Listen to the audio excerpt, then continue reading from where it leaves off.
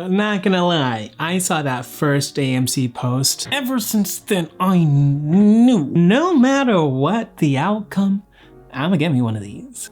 And I did. I got the Captain America Brave New World bucket! And I honestly love this thing. It's everything! Yellow, my little filmer dudes. My name is Ivan Montero, and thank you for joining me in my journey to watch every movie ever created. Not really, but we are going to get close. I saw Captain America Brave New World last night with Mike and friend, and this one's tough. But before we get into any of that, here's a quick popcorn bucket review. This thing is a metal. Granted, not vibranium, but it is aluminum. Actually, I don't know if that's even the correct frame. It's, look at that. It is flimsy. So technically mine actually was bent. And I did go back to see if they would exchange it for me, and I was nervous. My social anxiety was doing its thing. And when I asked if I could, kindly exchange if there is one, if it's no trouble, she said that they're all kind of flimsy. They're all kind of like that at this point. And I said, no big deal. It could just be the smash of the Red Hulk. Honestly, it was really easy to pop right out and de-bent, and there you go. Good as new. I did put tape on these things because there's nothing to hold this down. So, and I plan to put this on my wall somewhere. I'll probably take that down and put this up, cause why wouldn't I? This popcorn bucket is a winner. But what does that say about your movie if the popcorn bucket is the best thing about it? I somewhat jest. I actually enjoyed this movie. It was messy beyond belief. But to be fair, my expectations were injusticely low. And I tried finding the number of reshoots for this movie, and honestly, I found nothing. I tried all of the search bars. No one had an answer for me. All I got was multiple reshoots. Just because a movie has reshoots doesn't mean it's bad, but and I'm just gonna throw a number out there just to be confident and say a number, and I'm hoping that one of you sees this and actually me's. So 5 reshoots. This movie had 5 reshoots, and after the 3rd one, I got nervous. After the 4th one, I lost hope, and after the 5th one, you just kept nailing the nail in the coffin. I lost all hope for this movie. I didn't want to be mean, but I kept telling people I have no hope. I'm sorry. I'm glad that you're excited. I am not.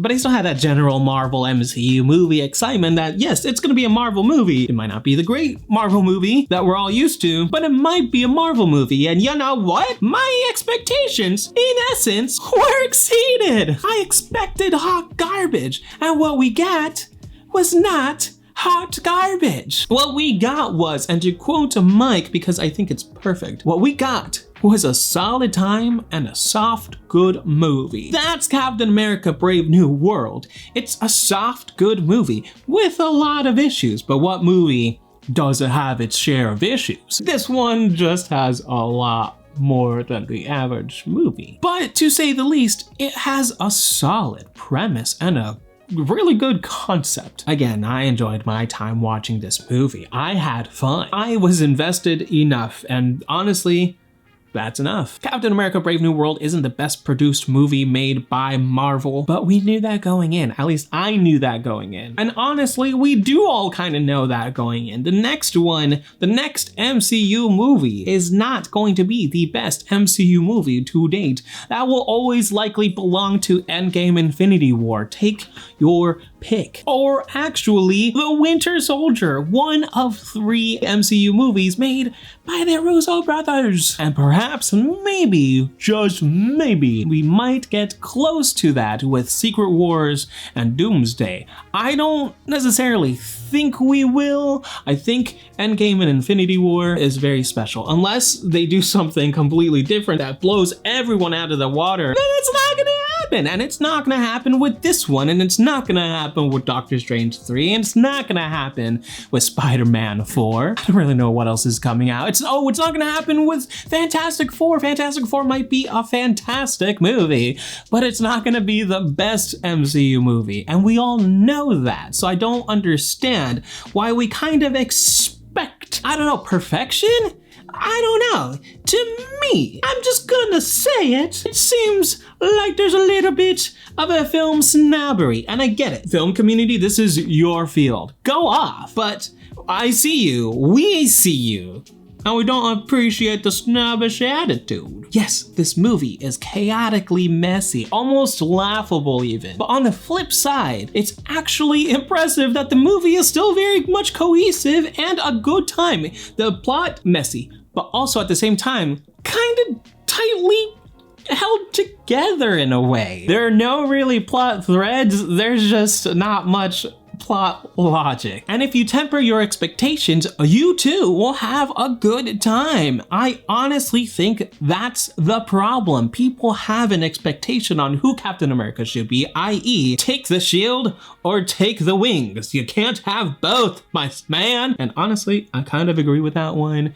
Sam, get rid of your wings, dude, and take the damn serum. And they also have an expectation on how Marvel movies should forever be because of Endgame. On that alone, they're expecting way too much. I cannot stress how unexcited I was for this movie. Red Hulk was who I came to see, and for me, I was satisfied enough. Not a lot of Red Hulk, granted, but this movie did have 5 reshoots, someone correct me, which means this movie is hella expensive, so not that much Red Hulk was had. But what we did have was kind of perfect.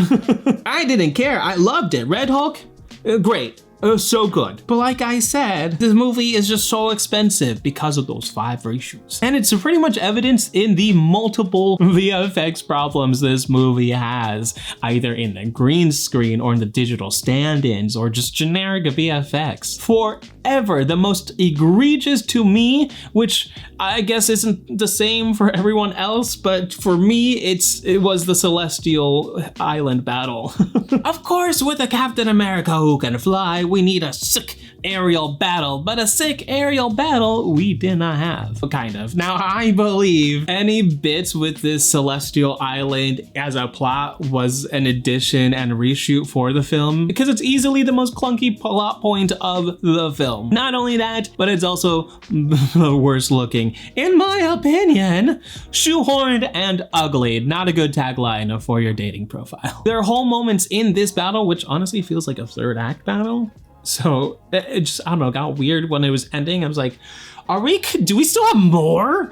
But that's beside the point. But there are moments in this battle that felt either incomplete visually or like it could have been done potentially with AI. It's obvious it's the former and that they likely ran out of money and this was the best that they could do, but honestly, yikes sometimes. Still, ignoring the bad VFX, there are some great, intense, and thrilling moments in this scene that honestly kind of kept me engaged. It kind of brought me back to both X-Men First Class and the Marvels in a weird way.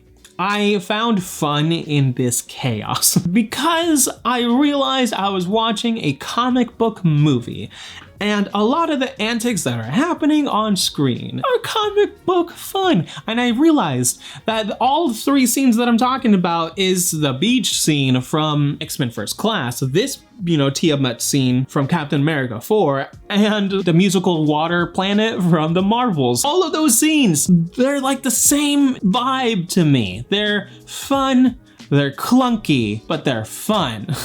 Here's the thing. I think the issue with pretty much any and all MCU projects that will have come out after Endgame is highly dependent on the fact that you have seen Endgame, and that is highly dependent on the fact that you've seen everything else that have come before it. So, any movie that comes out afterward that is, again, dependent on Endgame, it just feels like homework.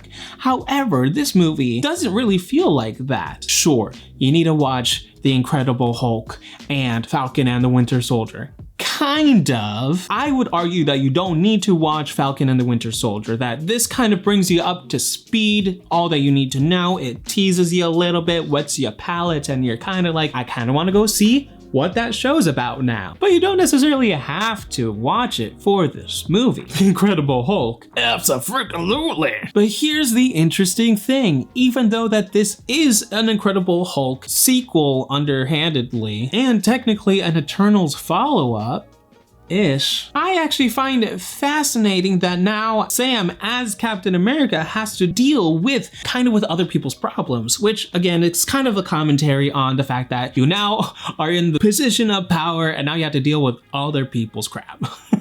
You wanted the chair, you got the chair, but you also got the duties, other people's duties. So to me, it just makes sense. It just makes sense that Sam would be dealing with Red Hulk and Hulk-like things. It just doesn't make sense that Bruce Banner and Amadeus Cho, who Amadeus Cho was rumored to be in this movie, and I thought he was going to be in this movie, and it was kind of more or less confirmed that he was going to be in this movie and was cut-ish. Not spoilers because they're not in the movie and it's very obvious and evident, but I kind of thought it was good. I loved it. I really did enjoy seeing Sam go up against Red Hulk, going up against the leader, going up against Sidewinder and the Serpent Society, kinda. But although those are Captain America villains, but still, for me, it was interesting to see how now he's Captain America. So now he is having to deal with the aftermath from past MCU projects. Are they too deep of a cut? Maybe! The movie did come out 17 years ago. What are we doing? One more year if you think about it, and the Incredible Hulk and Iron Man could graduate from high school. So the demographics have gradually changed because this is a whole generation. So in my personal opinion, the MCU has got to end with Secret Wars if they want to succeed as a company moving forward. After Secret Wars, focus on the mutant saga like all of the rumors say, and once we're done with that, then we could do a soft reboot on Avengers stuff. Maybe trickle in some new Avengers stuff in there, but have them be new actors. That's the whole point of adaptions. That's the beauty of having one person be Iron Man and another person be Iron Man, and I'm glad that we had this Infinity Saga, now the multiverse saga, but be done and move on. Pick stories and do those, and then move on to a new story with new actors. That's how you do a multiverse, bitch. But is this movie good though? Like I said, it's a soft good. The movie is chock full of issues if you look for them, and don't look for them. Just turn your brain off and have a good time, because despite all of the problems, this movie has a strong concept that can be enjoyed as is. I enjoyed seeing Sam's new world come together in this film, and I liked that we got a different type of film. It's not the greatest film, it's not the greatest MCU film, but it's a fun one. And I don't know why giving movies that description is now bad. It's like saying mid. Mid isn't bad. You don't want to know what's bad? Bad. Bad is bad. Mid is mid. Good is good. So this movie, again, is a fun one. The acting is superb. Anthony Mackie and Harrison Ford, give me more, please. More Red Hulk. I need more Red Hulk. I'm just saying. More Ross and Red Hulk. Both actors give it their all in every scene that they're in. Neither man is phoning their role in. Yes, they want that paycheck, but they also want that bonus. The fight between Red Hulk and Sam, oh my gosh, as short as it is, tempering your expectations, it was still insanely cool to watch. It's a Hulk versus basically Falcon, because it's Falcon and Captain America, but again, man, choose a side, choose a lane. You can't be both and take the serum. But honestly, it could have just been the fact that we finally got a live action Red Hulk, and it was everything I was hoping for. I might go get a Red Hulk pop. That's how much I loved it. Should you watch this movie in theaters? I mean, why not? If you got nothing else to do, then I say lower your expectations and go support your local theater. I almost guarantee you that this is going to be another The Marvel situation in which nobody went to go see it because of bad critic reviews. And then once it was on Disney Plus, it blew up and everybody said, wow, that was actually pretty good. And I wish I would have seen it in the movies. So you might as well try to get that movie theater experience. In the end, I don't think that giving this movie a rating in the 60s would be fair at all. I would say it's either a C- or a C, yet when I think about how this movie could have been a better presentation overall, I start to kind of agree that it might be a 6.9 and that it actually might be warranted. And I immediately forget all of the good that I enjoyed from this movie. And that is dangerous, my filmer dudes, because I'm focusing on something that wasn't there. Why?